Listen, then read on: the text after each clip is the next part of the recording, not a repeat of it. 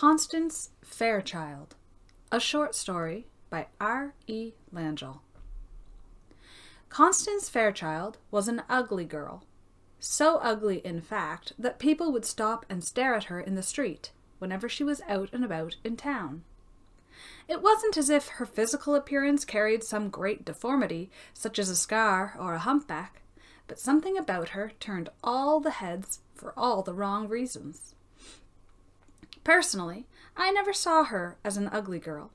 True, I would not have assigned her the best adjectives that most young girls wish to hear, such as pretty or beautiful. No, the adjectives that best described poor Constance in the area of physique was hard, angular, and sharp. I rather suspect that out of spite for her family she leaned into these traits, and did nothing whatsoever to try and soften her appearance. For her hair was of a glossy chestnut brown, but instead of allowing soft ringlets to frame her neck and face, as is the fashion, she ensured it was all up, every strand, to leave her angular face and sharp jawline naked to the eye. And while her lips were not plump, neither were they flat, but she left them, too, unadorned. Finally, though she was of a slender figure, she wore dresses all of a flat gray, which covered her neck and fell to the floor in thick folds, making her appear as an elderly widow rather than the young, vibrant woman she really was. But, as I have earlier alluded to, the Fairchild family were rather rough on the girl, and so I think her quiet rebellion was to always show them simply how non-conformative she was.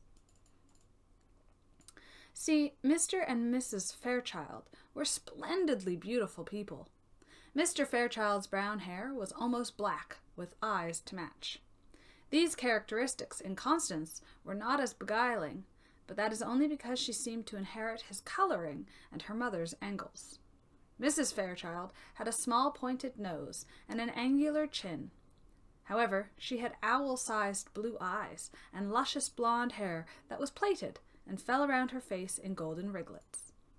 She was likened to a china doll, and her middle child, Eleanor, was her very copy. First, they had a son, who was named John. John had his mother's blonde hair and his father's rounded features. He is quite devilishly handsome, and gets away with any number of scandalous behavior as a result.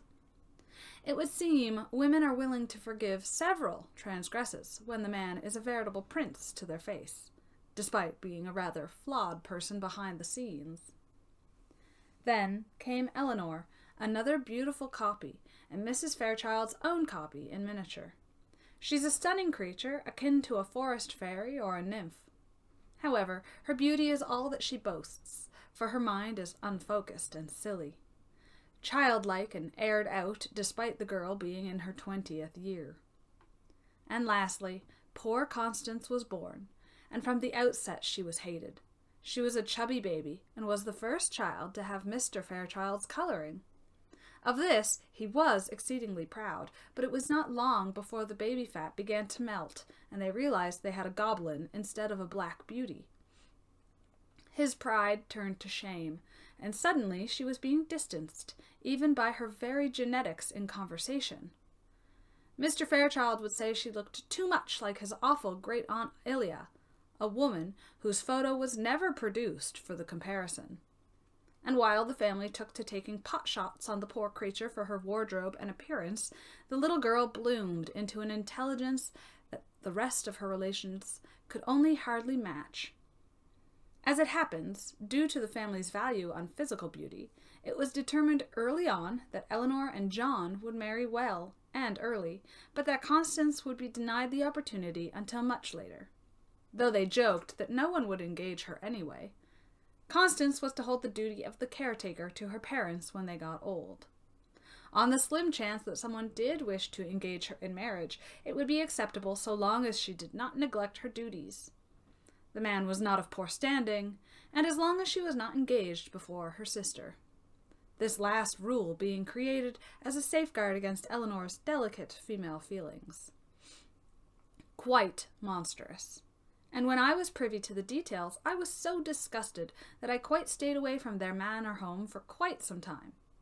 To that point, I'd been a devoted friend of the family and counted myself quite pleased and lucky to be in with some of the richest people in England. But when I called upon their hospitality, I was always quite struck with Constance and her wit. Despite the unveiled belittling of her appearance by her family, Constance would and could talk upon nearly any subject. Her intellect was a deep well, and her passion for science was unbridled. This, of course, led to many remarks upon her being unladylike and unimpressive, to which she would withdraw inside herself and be relegated to playing the piano passively so that her sister might sing and please everyone. I was always rather disappointed by it, but as it is not my place to correct parents on their methods, I said nothing. However, reader, I confess to being quite the devil in the events of late within that family, and perhaps I had no right to do as I did. But when I heard about the unspoken contracts, as stipulated above, and put all things together, I was so angry and unbalanced that I at once offered my services the very moment I was prevailed upon. It began last fall, upon Eleanor's 20th birthday. She had several members of society to the house for a soiree, at which I was honoured to attend. In attendance, of note, was Mr. Mark Jacobs, an American scholar, and several young British officers. They fawned over their angel, vying for her affections in a somewhat sickening way, but I'm sure, at their age, us older folks were also playing the fool just as well. Mr. Jacobs was rather intent on Constance, and I noticed several times that they were always with their heads together, discussing several topics, some of which I even joined in on. This rather perturbed young Eleanor, who was ill at ease having even one member of the opposite sex not paying attention to her the way she thought she deserved.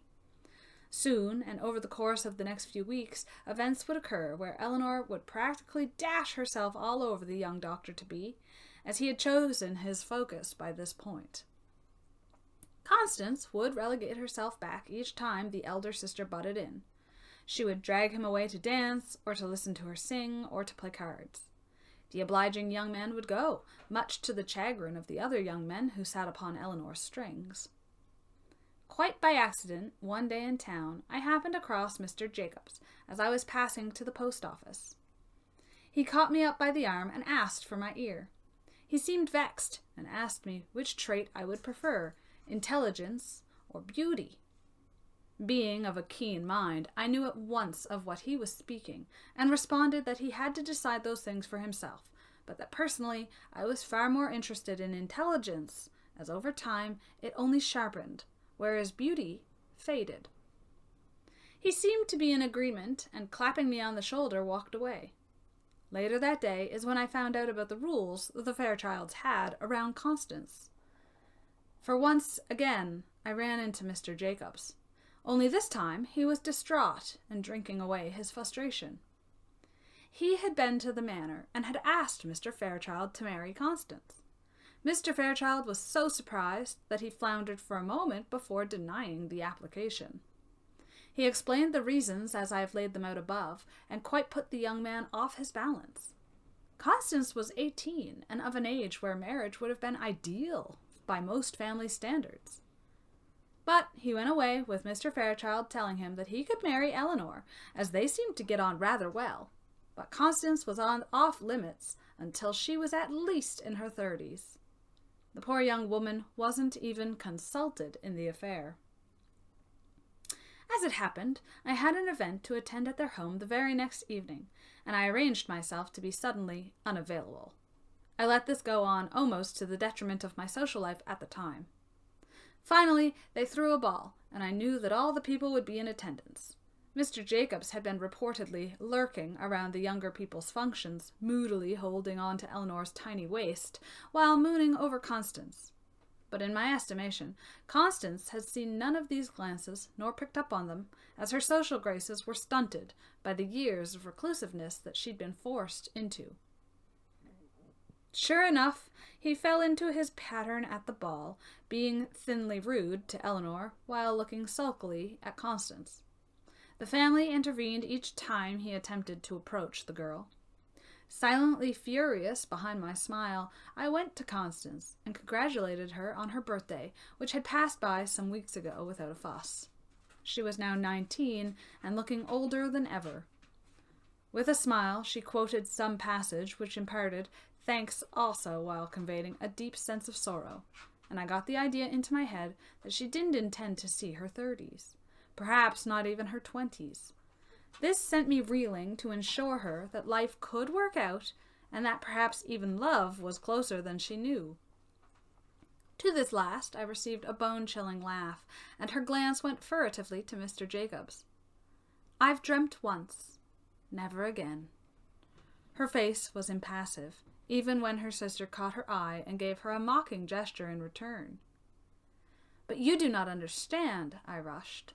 I could see Mrs. Fairchild coming toward us, a smile on her face. "He has been denied access to you, and wishes now only to stay inside your sphere." I turned with clarity to Mrs. Fairchild to receive her graciously, and felt the small, aged girl floating away. I couldn't blame her. Her mother would ensure to give her several barbs had she remained. I attempted to appeal to Mrs. Fairchild on both her daughter's happiness and her sorrows at this time, but found Mrs. Fairchild even more lacking in empathy than I thought possible. Disgusted, I attempted to extricate myself so that I could seek Constance out and confirm that she was not intending any harm to herself. I managed to locate her only in time to lose her in a bustle of motion at the explosive news that Mr. Jacobs had proposed to Eleanor and had been accepted. I was infuriated, so do not judge too harshly my next move, reader. I rather lost control of myself, and as I walked toward the spot where Constance had been, I passed by Mr. Jacobs and Eleanor. I had no control over my mouth when Eleanor paused me and asked me for my congratulations, a blushing Mr. Jacobs by her side. I told her that I would congratulate her if I thought the match to be a good one, but since there was no real love in it, I felt it rather stupid of both of them. I rather riled her up, and when Eleanor is angry, her face becomes purple, and she gets puffy. I tried to leave, but Mr. Jacobs grabbed my sleeve to say something, but I did not hear it, for I smacked him full in the face before being released. I was too late. Constance had jumped off a balcony. I found her outside, her body twisted atop a rose bush, but as the party gathered round to look, for such things cannot be dealt with quietly, a haggard breath drew into the body. She was rushed to hospital, where she was first healed, then placed into a psychiatric ward. Here, Mr. Jacobs attempted to visit her, but I blocked him each time. I refused his entrance. She refused her family's. I began the process to help her separate herself from them. With my help, she successfully disappeared from their influence. Even now, I cannot divulge what has happened to her, for fear that her family might figure it out and reclaim her. Mr. Jacobs broke the engagement to Eleanor immediately upon discovering Constance bloody in the roses. I rather suspect that to be the shortest engagement ever. Eleanor has pretended to be cut up about the whole thing, but she's already walking around with a young officer in the army and utilizing the drama to her advantage. As for Constance, she is settled. She is softer these days and demure, but once she begins talking on a subject she has read about, that demure and settled body becomes quite animated. As for me, I regret none of my actions. You may think I had no right coming between the girl and her family, or her and the man who would have claimed to love her had he only been near her again. I made decisions when she was down that perhaps I had no right to make. But, again, I regret nothing. The girl struggles with her identity and is quick to believe that she is worthless. For all the gold in England, I would not have released her to her family, and I am quite glad of my lawyer who agreed to back the endeavor fully. For I may have been tossed aside in my enterprise much easier had he not been ready with the appropriate seals and forms. And Mrs. Fairchild demonizes me to the press, and to you as a thief. But that I hear her words in my head that night when I expressed concern for her daughter's well-being, I might have begun to believe the version of herself that she puts forward to the press.